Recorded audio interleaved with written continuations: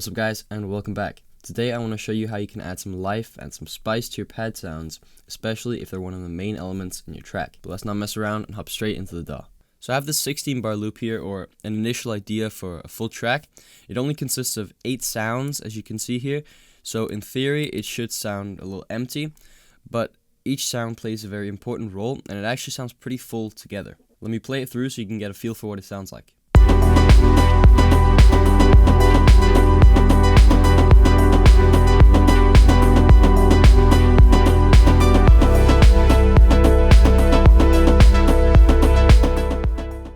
So if I solo the pad, try to hear all the movement that's going on in it.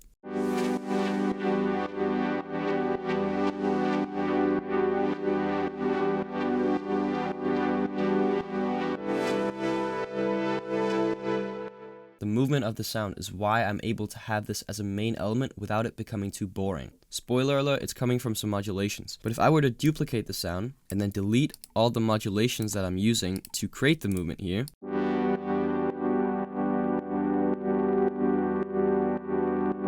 let's say in the context of the full track,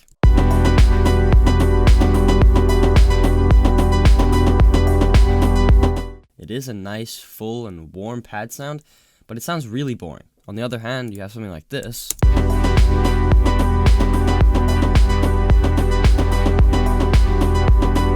It sounds alive, it's constantly moving, constantly changing, and that adds some ear candy to your track. So now let's show you how I made the pad and how I added the movement as well.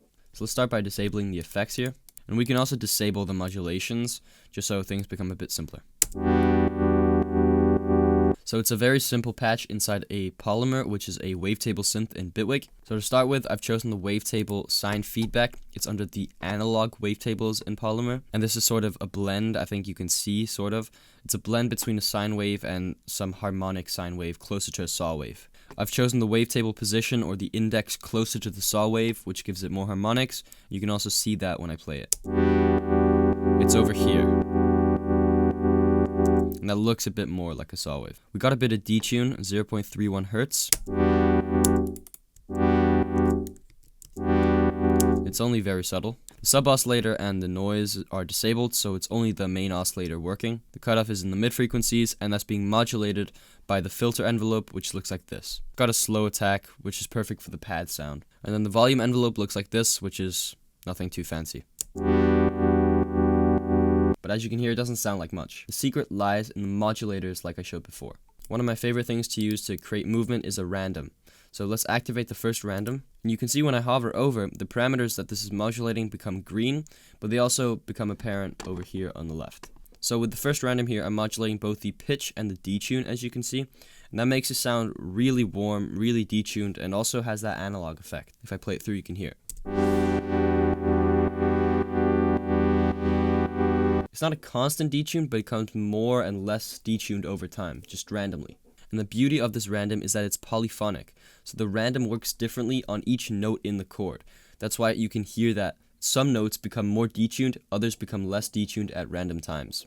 And you can also see that with the yellow dots here, which are the different notes in the chords going up and down at different positions.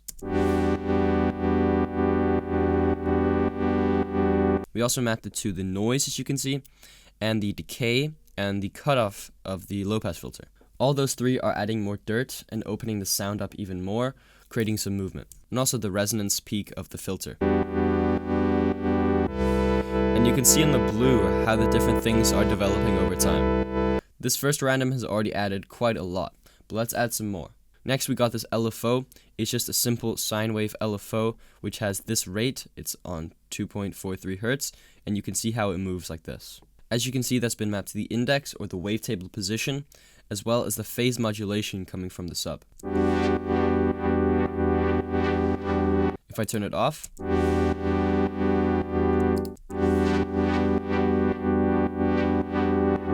with the position, or the index here, we're going through different positions in the wavetable, getting more or less harmonics as we go along, creating the movement. And here's the phase modulation that's coming from the sub.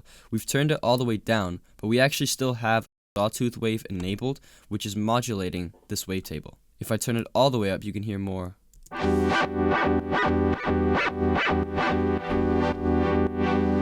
It's sort of subtle when we've got it this low, but I think it also adds a lot. And then this random is not actually doing anything, it's not mapped to anything, so I may as well just delete it. To add some more warmth to the sound, I've added a decapitator from Soundtoys, which makes it sound like this. And because it's a pad sound, you want it to be spacious and dreamy, so I've added this Valhalla Supermassive with the preset Forever Verb to make it sound like this.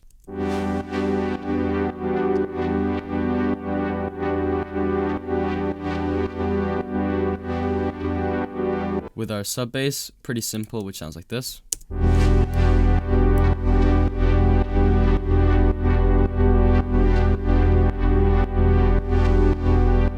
And with this little plucky lead here, sounds like this.